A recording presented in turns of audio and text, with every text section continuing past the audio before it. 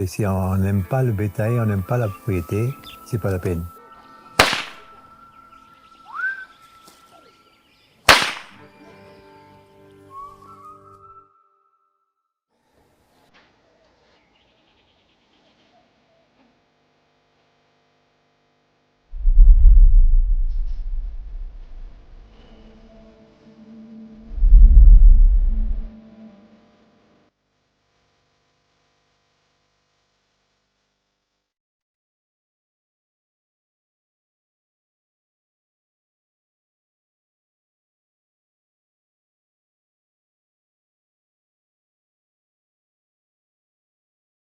J'ai commencé à 12 ans.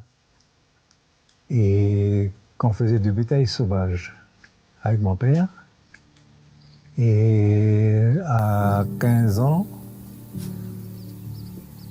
on faisait la conduite de Tupinji à Waco. Mon père, il est indonésien, oui. Mais calédonien, né calédonien, indonésien.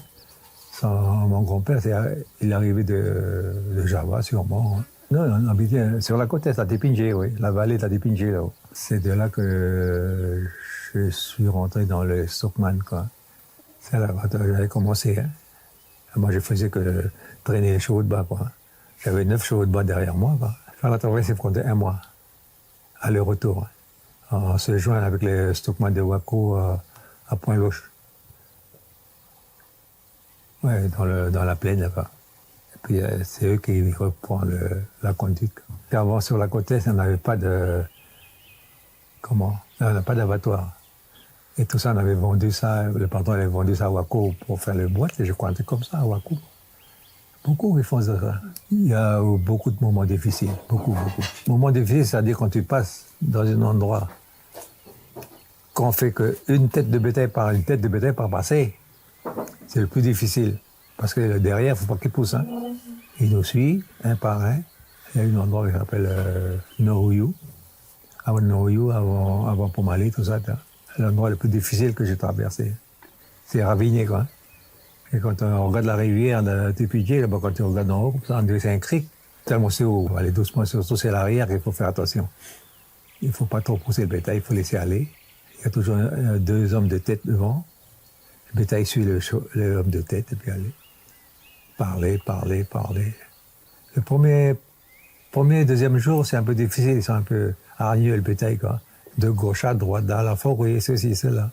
Après, quand ils sont fatigués, ils nous suivent bien. Alors, après 2 jours,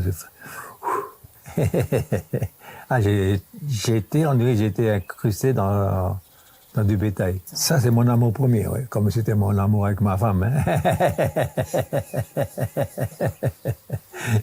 Je me demande comment ça se fait que j'ai pu travailler au nickel.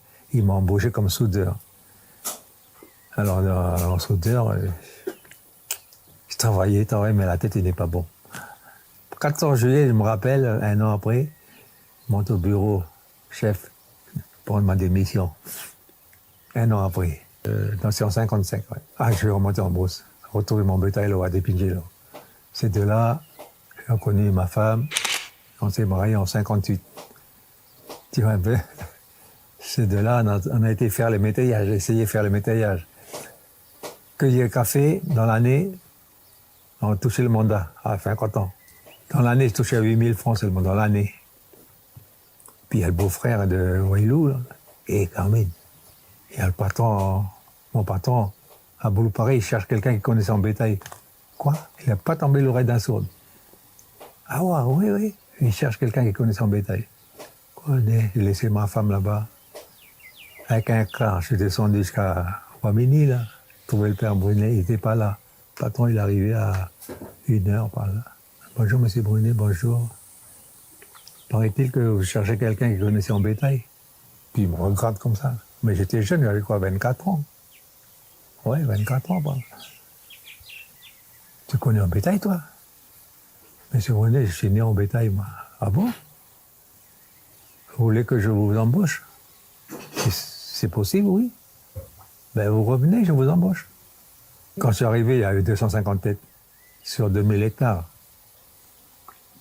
Après, j'ai dit, mais monsieur patron, vous payez les impôts pour rien, là. Pourquoi? Vous avez 2000 hectares, vous avez 250 têtes de bétail. Puis il me regarde, là, grossièrement. Ce que vous pensez? Non, mais patron, minimum 800 têtes. Minimum. Moi, je veux bien travailler, mais si vous mettez 800 têtes, oui, je vous embauche.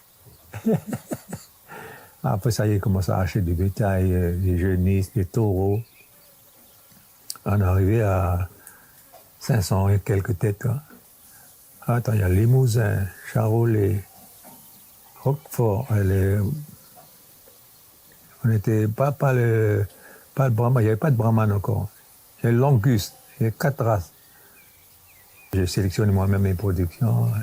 J'ai gardé que Limousin, Charolais, et le bétail rouge. C'est tout ce que j'ai pu. Airfort, c'est tout ce que j'ai gardé.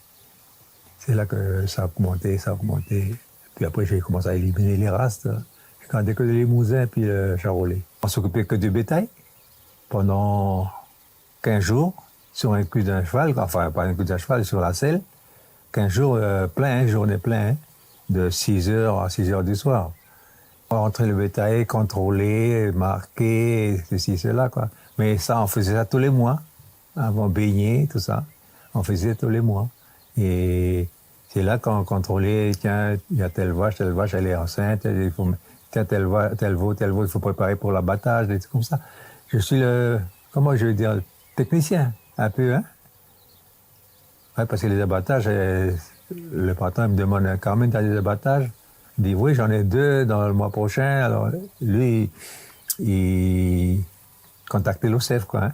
Ça, c'est l'accessoire du stockman, il faut. Ça, c'est moi qui ai fait ça, ouais. Ouais, le restaurant Vanière que j'ai fait, là. C'est la peau de vache.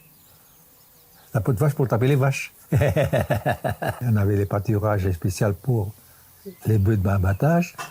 On avait des pâturages spéciaux pour les chenilles. C'est surtout les chenilles qu'il faut faire attention. Quoi. On a fait des trous d'eau. Il n'avait pas encore les bassins, on n'avait pas la conduite de la mairie. Alors. Après, j'avais fait des demandes avec la mairie, puis en appuyant avec le patron. Quoi. Après, ils ont fait une conduite faire le tour. Après, il y a eu de l'eau, bon, c'était déjà pas mauvais. Quoi. Mais c'est après la sécheresse. Quand on a eu la sécheresse en 72, 71, 72, 73, à 3 ans. C'est là qu'on avait perdu gros. Hein. Là, j'ai perdu gros. Hein. 1100 têtes de crevées. J'étais découragé, moi. Il faut de qualité, oui. Qualité vraiment éleveur, quoi. Hein. Ils sont nés éleveurs ici, il y a quelques-uns qui sont nés éleveurs. Si on n'aime pas le bétail, on n'aime pas la propriété, c'est pas la peine. Les jeunes d'aujourd'hui, ils font que gagner de l'argent, tout de suite. Voilà, c'est ce qu'ils veulent, quoi.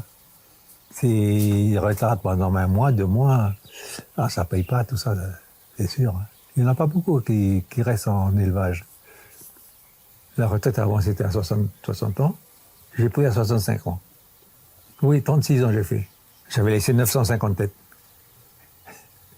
J'ai dit, voilà, je vous laisse 955. Et puis après, bon, le jeune qui a repris là. Ce qui me manque beaucoup, c'est la Côte-Est, bien sûr. Hein. C'est là où je suis né, je suis grandi, c'est là qu'il me manque. Hein. Ah oui, oui. Moi, de temps en temps, je dis, purée, j'aimerais retourner là-bas, vivre là-bas, tout ça, tout ça. Avant, j'avais une propriété de caféerie. J'avais 9 hectares. J'avais fait mes petites baraques déjà, tu vois. Puis je remontais là-haut. Ma retraite, j'ai remonté là-haut. Mais mon manque de peau, voilà, quand il a eu l'accident à mon fils, ça, tu vois. Handicapé, elle dit, je ne peux pas rester là-haut. Je suis obligé de vendre. Malheureux, hein. C'était une belle propriété que j'avais. Il y avait 9 hectares de café, hein. Dommage. C'est le destin qui me dit de faire ça. Bon, voilà.